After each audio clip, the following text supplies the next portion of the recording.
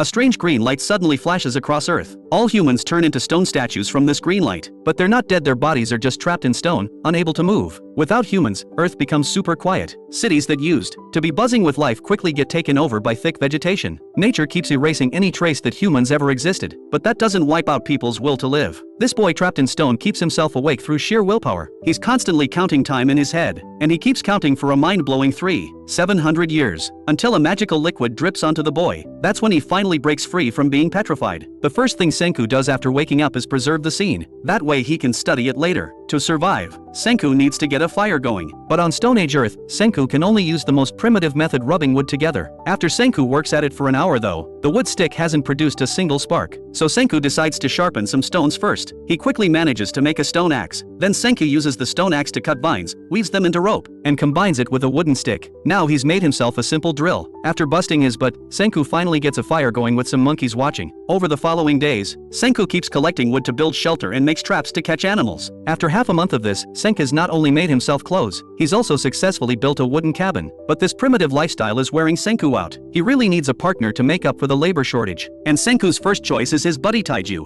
If he can successfully bring him back, he'll have help collecting materials. So Senku heads back to where he woke up. He quickly spots a muscular hand. From that alone, Senku recognizes it's his friend Taiju. But after digging Taiju out, figuring out how to revive him has Senku stumped. After looking around, Senku notices a cave nearby. When Senku walks in, he smells something harsh. Looking at the piles of bat droppings in front of him, Senku immediately realizes it's the smell of nitric acid. To test his theory, Senku experiments with a petrified hair. Seeing the hair actually unpetrify, Senku gets super excited. So Senku immediately collects a bottle of nitric acid and pours it on Taiju. But after a long time, Taiju shows no signs of waking up. Senku tries the experiment multiple times after that, but they all end in failure. Left with no choice, Senku drags Taiju into the cave and lets the nitric acid keep dripping on him. Senku hopes that someday in the future, a miracle will happen again.